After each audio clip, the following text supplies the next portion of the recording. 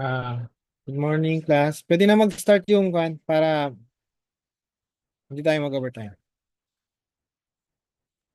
Sige pa, sir, wait lang. Ah, Good morning, class. Pwede na mag-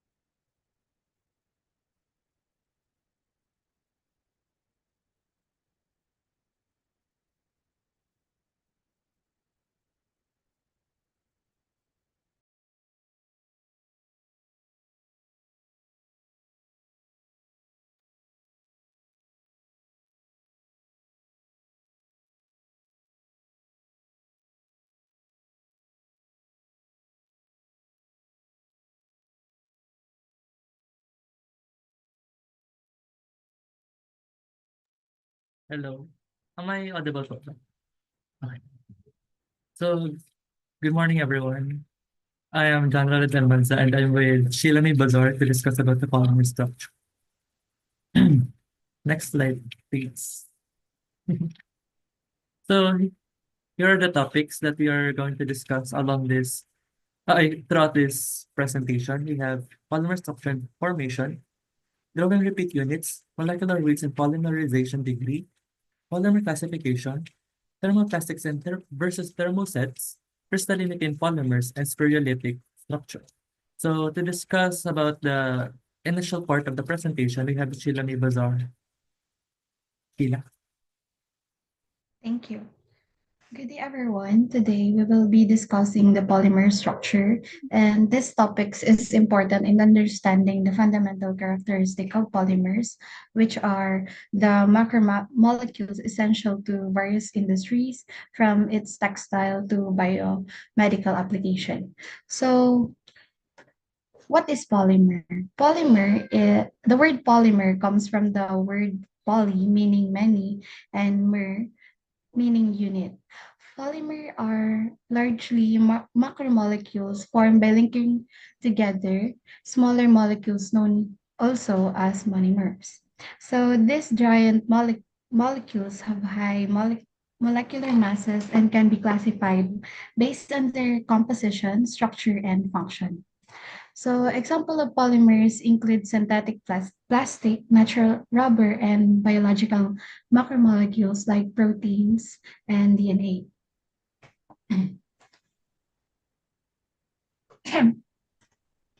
So now that we understand what polymers are, let's take a look at their historical significance in natural occurrence. Naturally occurring polymers such as wood, rubber, cotton, wool, leather, and silk have been used for everyday purposes. Additionally, biological polymers like proteins, enzymes, starches, and cellulose are essential for life processes. And the development of synthetic polymers such as plastics and fibers has revolutionized material science, particularly after World War II, leading to widespread application in packaging, automotive, and medicine. Now, let's compare natural and synthetic polymers to see how they differ.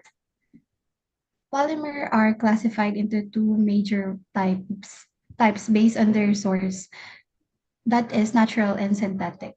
Natural polymers derived from plants and animals. This include materials like rubber, cotton, wool, and silk.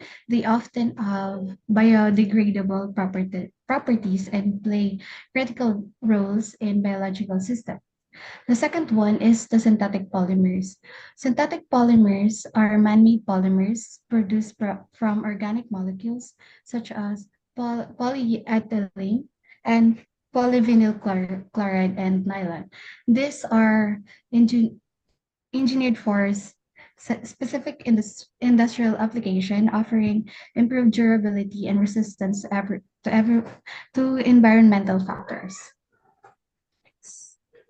So, since most polymers are derived from hydrocarbon, let's explore their molecular composition.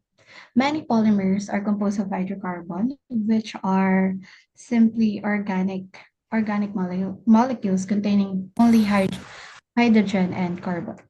Most polymers are hydrocarbon, meaning they consist of hydrogen and carbon atoms.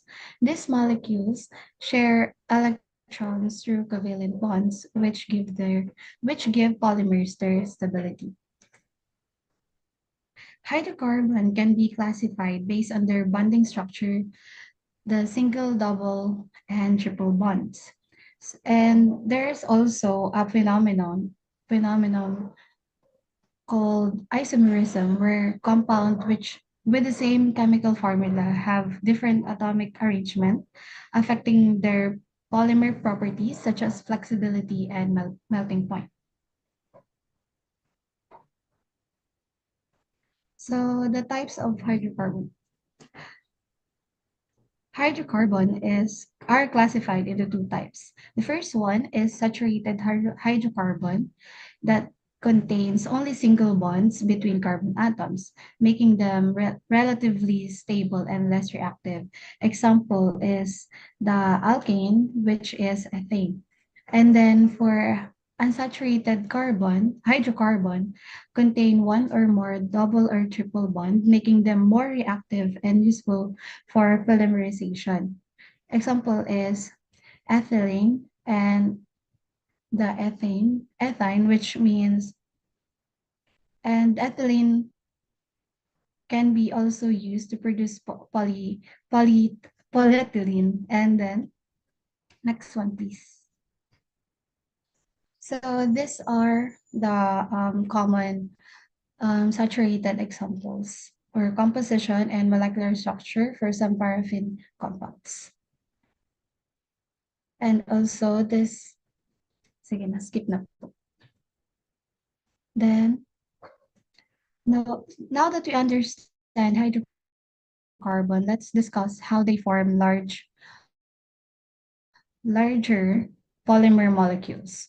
So polymer molecules are exceptionally large and are often referred to as macromolecules and composed of repeating structural units. Monomer, the fundamental building block from which polymer are synthesized. Not really. Okay. For the repeat unit, the smallest structural unit in the polymer chain that repeats to form the macromolecule. The way monomers are arranged significantly influence polymer properties. For the types of polymer chain, polymer chain vary in structure, which affect their mechanical and chemical behavior.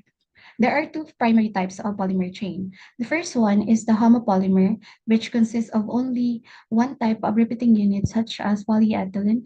And then for the first one, the second one, copolymer, composed of two or more different types of repeating units, which can be arranged in different types. Ay, wala.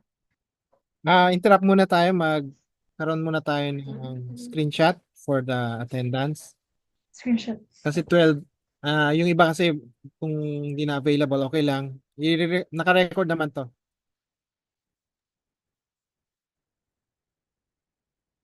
So, hintayin natin yung iba.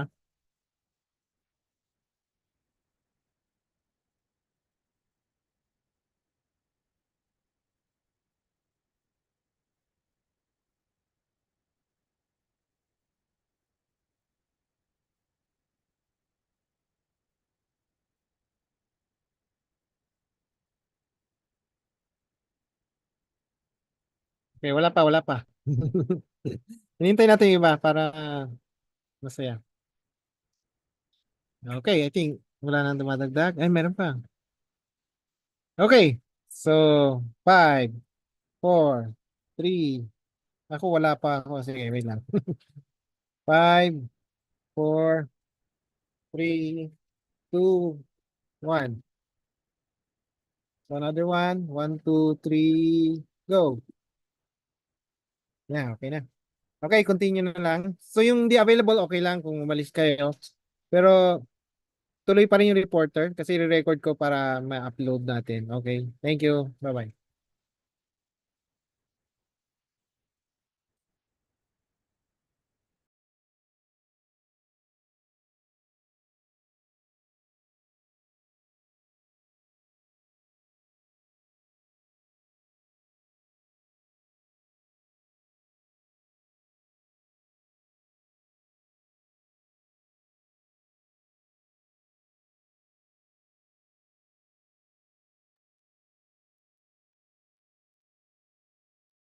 Si Sheila, pa-open mo yung camera mo kasi reporter kayo. So, kailangan nakabukas. Sheila May Bastar. Pa-open yung camera.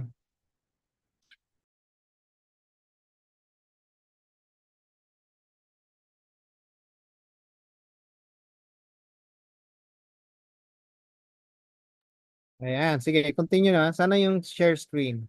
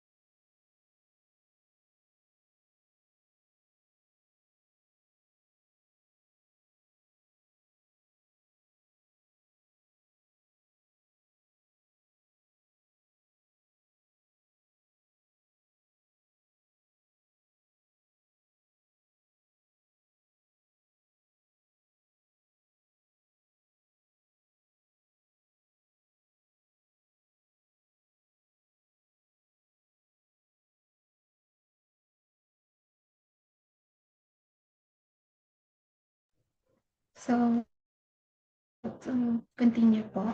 There are two primary types of polymer chain, which are the first one is homopolymers, which is consists of only one type of repeating unit, such as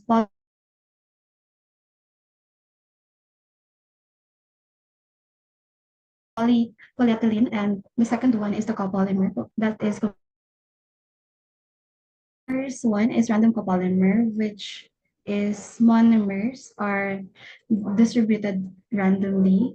For the second one, the black copolymer, which is monomers are grouped in segments.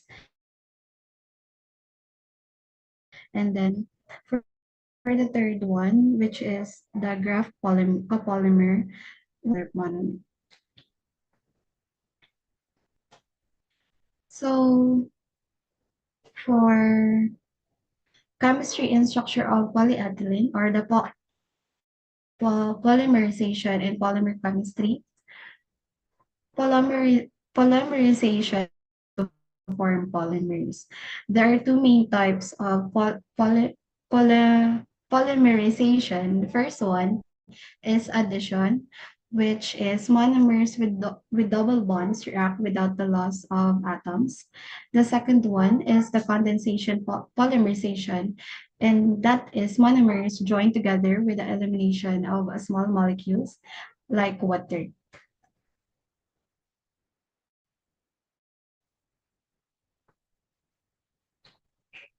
Ayan po, sir, yung figure po. Pero, di na ba ano yun? Wala.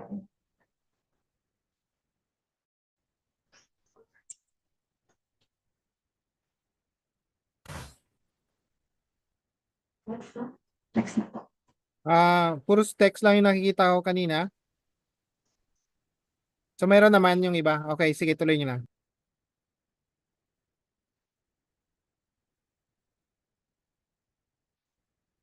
Tabak po. So for the bulk or commodity polymers, some polymers are mass produced due to their wide application. The commodity polymers are produced in large volume due to their widespread application in daily life. Example include polyethylene, polypropylene, polyester, and polyvinyl chloride. And these materials are used in packaging, textiles, construction, and consumer goods. And ito pa yung mga under the table 4.3 and under the table 4.3 po yung mga examples. Next. So for the molecular weight and polymers, molecular weight significantly impact the mechanical, thermal, and processing characteristic of polymer. I will be just discussing the formula of molecular weight and polymer. Well, I won't be going into detailed examples. Nasa book naman po yung example problems. So molecular weight plays a crucial role in defining polymer properties in influencing their strength, viscosity, and melting temperature. Since not all polymer chain have the same length, the molecular weight distribution is an important factor. And polymers are characterized by their number average molecular weight, the total weight of which is the total weight of polymer molecules divided by the number of molecules. This calculation of moles, this also analogous to the calculation of moles, where the number of molecules is considered in determining the average mass. And average molecular weight also consider the mass contribution of larger molecules affecting polymer strength and viscosity. And it's said to be also that higher molecular weight and impact resistance, but may reduce processability. Polymers have extremely large molecules weight due to their long chain. And by controlling polymer composition and processing method, we can tailor materials to meet specific needs. Andiyan na din po yung kapag low and high ang weight niya po. And also po, andito yung example, pero we can discuss it through online po. Pero analogous din naman po siya sa pag-solve with moles.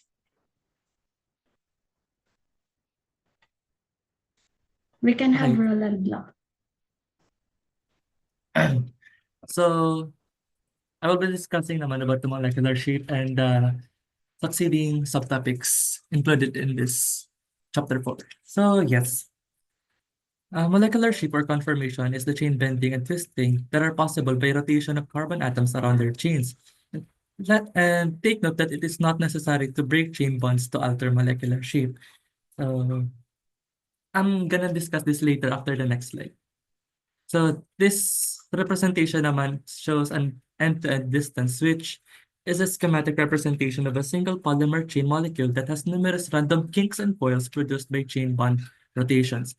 So etong chain end-to-end distance is the bird's eye view of what is happening inside of what is in a polymer structure. So when you zoom into it po, ang nagkakaroon is yung mga nasa previous slide, which is nasa previous slide, yung parang coiling. And polymers consist of a large number of molecular chains, and each of which may bend, coil, and kink, leading to extensive intertwining and entanglement sa katabing chain molecules. So itong random coils and entanglements are responsible or siya yung nagdedictate sa phase or characteristics of polymers like kung paano sila nag-react sa mechanical or thermal intervention. Sa next slide, please. So let's move on to the molecular structure. And we have linear polymers, which shows the repeat units that are joined together end-to-end in a single chain. It has no branches or intramolecular bridges. In other terms, this is the simplest type of polymer and are made up of carbon-carbon bonds only. Um, this can be rigid, dense, and viscous and may change shape when heated and are often recyclable. These polymers have extensive van der Waals attraction, keeping the chains together. So as I've said kanina, this may change their shape or form when heated. And a good example of this is polyethylene, which is found in the next slide. So that's the structure of polyethylene. And since na-mention ko naman kanina na nag-change yung shape niya kapag may thermal intervention. As you may know naman, plastics or PET bottles that we usually use are made from extensive heating applications sa polyethylene, thus forming the bottles. Okay, next slide. We have branch polymers created from side branch chains that are connected to the main chain. And this implies a lower viscosity, reduced crystallinity, and increased solubility. Yan. That's one of the example of branch polymers. So branch polymers have linear polymers that have branching on its side. Kaya nagkakaroon ng branch polymers. So an example of this is low density polyethylene. So you may ask, what's the difference between low density polyethylene and polyethylene alone? So low density polyethylene has branching. Yep. Branching polymers from the main chain. And an example of this is cling wrap. Na-mention ka naman kanina na it has reduced crystallinity. And cling wraps naman are soft and not that hard. So yeah. Let's move to cross-linked polymers. So cross-linked polymers are adjacent linear chains that are joined one to another at various positions. It is also bonded by covalent bonds. So cross-linked polymers are an aggregate of linear polymers that have branching to connect linear polymers to one another. So like this. Yep. And an example of this is polyurethane foams, vulcanized rubbers, phenylformaldehyde resins. And this is also evident in vulcanization. So, for example, may butas yung interior ng mga gulong. Nagkakaroon ng like in order to repair that, ginagawa yung vulcanization process para ma-patch up and ma-remedy yung polymers and tiga-employ niya yung cross-linked polymers. Next, we have network polymers, consisting of a three-dimensional interconnected chains that are formed through extensive cross-linking, which are rigid and inflexible structure. So, you may ask, what's the difference between network and cross-linking polymers? Actually, they're just the same. However, the only difference with the network polymers is that it attaches to other linear polymers up and down, right, left, front, and back, forming a 3D three-dimensional structure chains. So an example of this is an epoxy resins, bakelite, and vulcanized rubbers. So this structure shows an epoxy resin and, as stated kanina, rigid and inflexible structure as what epoxy resins are. Next slide, please. So let's move on to the molecular configuration. So molecular configuration, we have two subtypes, like head-tail, head-head, or tail-tail. So conspicuously, makikita naman natin kung anong differences ng head-tail sa head-head or tail-tail. For example, in a branch polymers, we have uniformly alternating branching groups or substituent chains that are attached to the linear chains. Meanwhile, in the head-head or tail-tail configuration naman, yung same branching polymers are adjacent to each other. So, yeah. Next slide, please. So this employs or discusses the order of molecular chains and its substituent chains attached on it.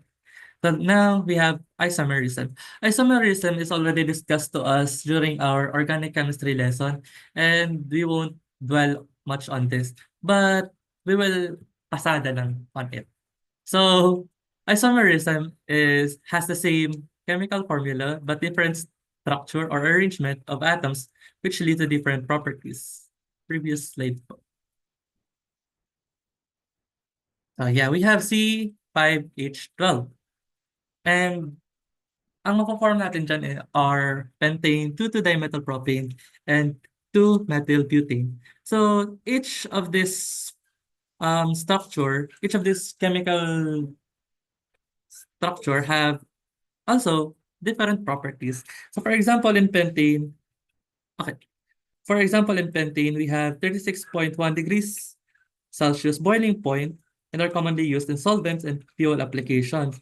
Meanwhile, in 2,2-dimethylpropane, the boiling point naman is slightly or vastly lower than the pentane, which has only 9.5 degrees Celsius, which are commonly used in refrigerants and additives in gasoline.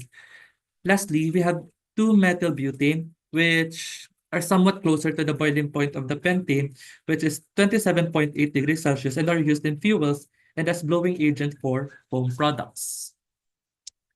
Next slide. Now we have stereoisomerism. Stereoisomerism have the same chemical formula and structure but different arrangement in 3D space. And the stereoisomerism comprises of three different configurations which are isotactic, syndiotactic, and atactic. So let's start with the isotactic configuration first. Iso means the same. As you can see on the representation, all of the substituent branching structure are on the same side of the structure. Yes. And on the symbiotic, we have zigzag or alternating pattern while on the atactic configuration, there is a random placement of branching polymers. Lastly, we have geometric isomerism. And this geometric isomerism have the same chemical formula and connectivity, but different arrangement around a rigid bond like double bond or ring structure. So under this geometric isomerism, we have cis and trans structure.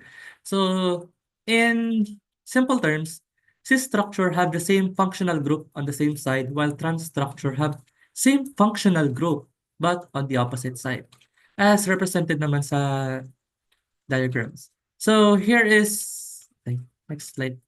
So here is an overview of the organizational chart from the molecular characteristics to the stereoisomers or geometric isomers.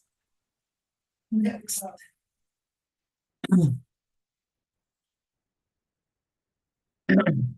Now let's proceed to the thermoplastic and thermosetting polymers. Let's start with thermoplastic. So thermoplastics soften when heated, harden when cooled, and it is reversible. For the molecular structure, it is usually weak secondary bonding between molecular chains and are merely linear or branch polymers. Thermoplastics are relatively soft and malleable and are susceptible to irreversible degradation due to high temperature. So an example of this thermoplastic is the polyethylene. Um, as as mentioned kanina, polyethylene are used in our PET bottles. And once it is subjected to heat, it's softened and kapag kapag inalis na yung thermal intervention sa kanya, tumitigas na siya. That is why uh, reversible. And this process can be done repeatedly, like heat, cool, heat, cool. Yep. Next. And we have thermosetting polymers, which become permanently hard after formation and do not soften upon. It contains covalent cross-link between adjacent chains, network polymer structure preventing molecular motion at high temperature, and its properties are comprises of a harder and stronger than thermoplastics and are better dimensional stability. An example of this are the epoxies. So yeah, it is not reversible. Once epoxies have settled, you cannot reverse the process all over again. Next. So this is the summary of what I discussed for thermoplastic and thermosetting polymers. This PPT will be sent na lang sa GC and will be submitted sa LMS. Next slide, please. Now we have copolymers, which are made from two or more different repeat units, and we have random alternating block and graph polymers. I will not discuss this furthermore since it was already discussed by Sheila a while ago. Now let's move on to the polymer crystallinity. Next slide po. Yeah. So crystallinity in polymers refers to how ordered the molecular chains are. However, because polymer chains are long and flexible, they rarely form perfect crystals. So polymers are not only crystal in nature and are not only amorphous in nature. Polymers are an aggregate are an aggregate of crystals and amorphous structure. So, as stated naman dito, the degree of crystallinity may range from completely amorphous to almost entirely crystalline. Like we cannot achieve a 100% crystalline in polymers. So next, we have the formula for the percent crystallinity, which is percent crystallinity is equal to the density of crystalline polymer times the quantity of density of specimen minus density of amorphous polymer over density of specimen times the quantity of density of crystalline polymers minus density of amorphous polymers times 100. So we have a sample problem here, and since it is 5 minutes left na lang, should I discuss the anyways, let's move on to polymer crystals. So, in the general properties of crystalline, it has greater shrinkage during cooling, increased strength, stiffness, and increased brittleness. So, may makikita tayo dyan na box, and this shows the unit cell of polyethylene. Instead of atoms or ion, a portion of the chain is enclosed. Ayan. So, the chain folding structure, dyan sa right side naman, the gray is the crystalline region formed by the chain polymers. Yang mga chains are crystal yung gray region is the crystalline region while the loops are the amorphous region. Most polymers have crystalline and amorphous characteristics. Yep. Next.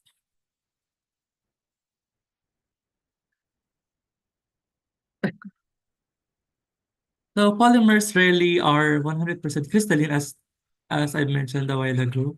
And degree of crystallinity or percent crystallinity gamit yung formula kanina can also be used to determine kung ilang percent yung amorphous in a polymer specimen. Next, we have spherulites. So yung figure kanina is an example of spherulite. So, paano ba ito na-form? So, it starts with at the nucleation site. Small crystallites form as the polymer or mineral cools or solidifies. Then, as it grows, nagbabranch siya at the surface of the polymer. And nagkakaroon ng radial patterns. As you can see naman dyan, parang nagkakaroon ng fractal structure. And then, we have branching and defects. And branching of lamellae occurs due to molecular constraints, resulting in a mix of crystalline and amorphous region. So, as you can see, on the surface of the polymer, we have a mix of amorphous and crystalline. And that is basically the spherulites. And that's the end